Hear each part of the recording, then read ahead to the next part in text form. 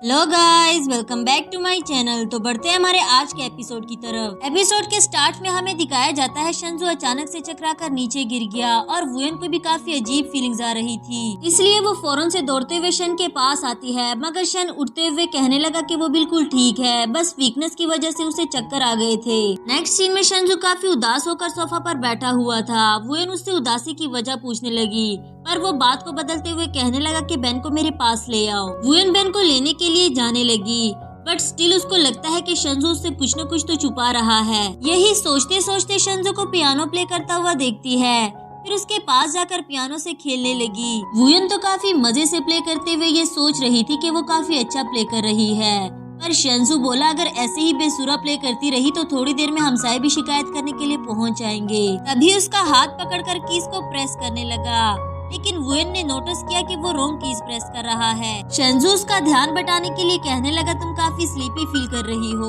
पुनः हम कैफे जाकर कॉफी पिए। इस पर वुयन ने डिमांड की कि वो शंजू की हाथ से बनाई हुई कॉफी पीना चाहती है। इसके बाद शंजू वुयन के लिए कॉफी बनाने लगा और वुयन वही बैठे ये नोटिस कर रही थी कि उसके हाथ से चीजें गिर रही है। उसकी आई साइट वीक जरूर है, लेकिन यूजुअली तो ऐसा नहीं होता। यहाँ वो कॉफी में पानी डालते हुए गर्म पानी अपने हाथ पर गिरा देता है। ये देखने के बाद तो वो काफी ज्यादा परेशान हो गई। उससे पूछते हुए सच सच बताने को कहती है, जिस पे शंजू बताने लगा कि उसे वही बेल फिर से सुनाई देने लगी और उसने अपनी आई साइट भी खो दी है। कहीं न कहीं वुयन को इस बात का डर था कि ये सब कुछ वो रेड थ्रेड हटा देने की वजह से हुआ।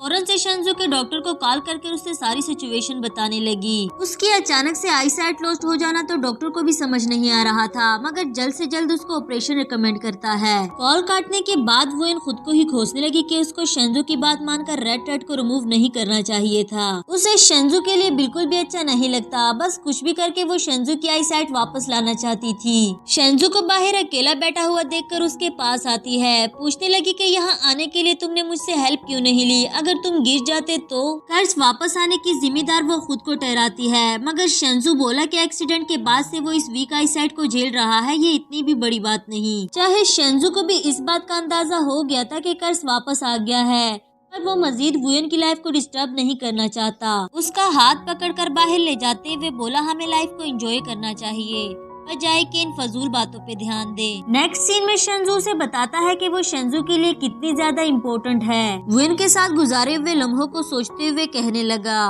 तुम्हें पहली बार देखकर मैंने ऐसी रोशनी महसूस की जो अपनी अंधेरी लाइफ में इससे पहले कभी नहीं देख सका। इस पे वुयन हंसते हुए कहने लगी कि कहीं तुम्हें मुझसे प्यार तो नहीं हो गया, या फिर तुम्हारे पास कोई सुपर पावर तो नहीं, क्योंकि वो रोशनी मुझे तो नजर नहीं आई। साथ ही ये भी कह रही थी कि वो एक नया कॉन्ट्रैक्ट साइन करके रेड थ्रेड को वापस लाना चाहती है, जिस पे शंजू बोला सोच लो क्योंकि इस बार मुझसे जान नहीं छुड़ा सकोगी। नेक्स्ट सीन में शंजू वुयन को उसके न्यू ईयरबड्स ट्राई करने को कहता है। लगाने के बाद भी वुयन को आवाज नहीं आ रही थी। शंजू बोला क्योंकि तुम इसके रेंज से दूर खड़ी हो, जरा पास आओ। वुयन थोड़ा और पास आई और शंजू ने उसका हाथ पकड़ते हुए उसको अपने लैप पर बिठा दिया। साथ ही मोबाइल का वॉल्यूम इंक्रीज करते हुए बोला अब तुम्हें अच्छे से सुनाई देगा। वैसे तो शंजू उसको अपनी ट्यून सुनवाना चाह रहा था, मगर वुयन का फोकस तो सिर्फ लिरिक्स पर है, इसलिए शंजू से नाराज भी हो जाता है। यहाँ उसे मनाने के लिए वुयन उसके कान में एयरबड लगाते हुए बोली मैं तो तुमसे मजाक कर रही थी। नेक्स्ट सीन में वुयन उसके सामने काफी सारे कलर्स रखकर उसको हैंड प्रिंट बनाने को कहती है। ये आइडिया शंजू को काफी चिल्डिश लग रहा था, मगर फिर भी वुयन के साथ खेलने लगा। वुयन ये सब कुछ पर्पसली करते हुए उसके साथ हमेशा रहने का कॉन्ट्रैक्ट साइन कर लेती है। उसे इस बात की उम्मीद थी कि कॉन्ट्रैक्ट साइन करने के बाद रेड थ्रेड वापस आ जाएगा, मगर ऐसा कुछ भी नहीं हुआ। ये बात शंजू को भी बताने लगी, जिस पे शंजू बोला ऐसे चिल्डिश एक्ट करने की जरूरत नहीं, क्योंकि मुझे इससे कोई फर्क नहीं पड़ता। मैं अपने डैड की तरह केयरफ्री लाइफ गुजारना चाहता हूँ, मेरे पास हो यही मेरी लाइफ की सबसे बड़ी जीत है। वुयन ने भी हमेशा के लिए उसके साथ रहने का वादा कर दिया।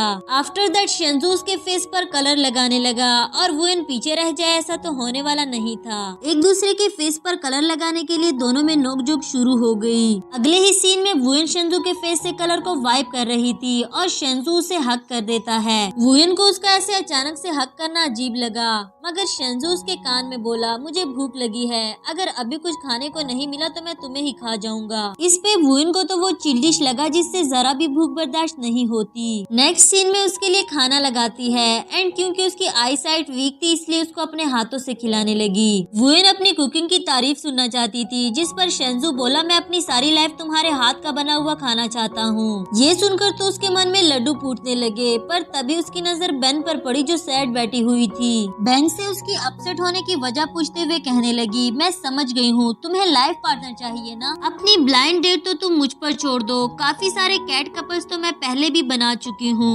उसकी डेट को लेकर तो ये दोनों इतने ज्यादा खुश थे कि अगले ही सीन में बेन के बच्चों के नाम भी डिसाइड करने लगे। शेंजू के फेस पर बड़ी सी स्माइल देखकर वुयन दिल ही दिल में सोचने लगी तुम्हारे फेस पर ये स्माइल रखने के लिए मैं कुछ भी कर सकती हूँ। यहाँ सीन शिफ्ट होता है और हमें दिखाया जाता है कि वुयन स्टील कर्स को रिमूव करने के बारे में सर्च कर रही थी, पर शेंजू के पूछने पर बताने लगी कि वो फिकाई के मैसेजेस पढ़ रही है। आफ्टर दैट शेंजू बोला कि उसे व्हाइट कैट के ओनर ने प्रोजेक्ट के सिलसिले में कांटेक्ट किया था, जिस पे वुयन बोली कि वो व्हाइट कैट को मिस कर रही थी इसलिए उससे बात करना चाहती है। असल में वो उस कैट से कर्ज को रिमूव करने के बारे में पूछना चाहती थी। अगले ही सीन में व्हाइट कैट से बात करते हुए पूछती है कि वो रेड को वापस कैसे ला सकती है, पर वो बोली अगर रेड एक दफा रिमूव हो जाए तो वो वापस कभी भी नहीं आ सकता। क्या शेंजू ने तुम्हें रेड वापस लाने के लिए फोर्स किया है? वुयन बताती है कि उसे किसी ने फोर्स नहीं किया, बल्कि वो शेंजू के लिए हर रिस्क लेने को तैयार है। कैट भी ये बात बहुत अच्छे से समझ गई थी कि उसको शेंजू से प्यार हो गया। वो बोली इस कर्ज को खत्म करने के लिए सिर्फ एक ही जरिया बचा है, अगर तुम वाकई ही इस रिस्क को लेने के लिए तैयार हो। वो जरिया ये था कि वुयन को कर्ज रिमूव करने के लिए अपनी प्रीशियस चीज सेक्रीफाइस करनी होगी। नेक्स्ट सीन में वो दोनों बेन को लेकर कैट कैफे आते हैं, जहाँ असिस्टेंट को देखते हुए वुयन बोली इतना ज्यादा तो तुम शैनविला में भी नजर नहीं आते जितना यहाँ टाइम स्पेंड कर रहे हो। जवाब में असिस्टेंट बोला मुझे शेंजू ने मना किया है कि जब तक वुयन मेरे पास है तुम्हें आने की जरूरत नहीं। फिकाई भी वुयन का इतना ख्याल रखने पर शेंजू को थैंक यू कहती है। आफ्टर दैट बेन के लिए ब्लाइंड डेट अरेंज करने में बिजी हो गए। यहाँ वुयन अपनी कुछ पुरानी कैट फ्रेंड्स के पास आकर उनसे काफी ज्यादा इमोशनल बातें कर रही थी कि उनको शरारती बच्चों से दूर रहना चाहिए और अपना बहुत सारा ख्याल रखना है। उसकी ये इमोशनल बातें सुनकर शेंजू बोला तुम फिक्र नहीं करो, मैं तुम्हें हमेशा यहाँ लाता रहूंगा। तभी फ्लैशबैक से हमें दिखाया जाता है कि वुयन के लिए उसकी प्रीशियस चीज उसकी स्पिरिचुअल पावर है, जिसे वो जल्द ही सेक्रीफाइस करने वाली थी, इसीलिए वो काफी ज्यादा इमोशनल है। नेक्स्ट सीन में शेंजू वुयन को हक करते हुए आज से नई लाइफ स्टार्ट करने को कहता है, क्योंकि आज उनके 7 डेज कॉन्ट्रैक्ट का आखिरी दिन था। पर न्यू लाइफ को स्टार्ट करने से पहले वुयन उसको अपनी लाइफ की एक स्टोरी बताना चाहती थी। स्टोरी को कंटिन्यू करती है और साथ हमें भी फ्लैशबैक से दिखाया गया। एक दिन वो अपनी कैट फ्रेंड मिमी से मिलने गई थी, मगर उस दिन उसका बिहेवियर काफी ज्यादा अजीब था। मिमी ने जैसे ही वुयन को पंच किया वहाँ रोड एक्सीडेंट भी हो जाता है। इसी के साथ हमारा यह एपिसोड भी खत्म हुआ। तो मिलते हैं नेक्स्ट एपिसोड के साथ, तब तक के लिए लाइक और सब्सक्राइब करना ना भूलें।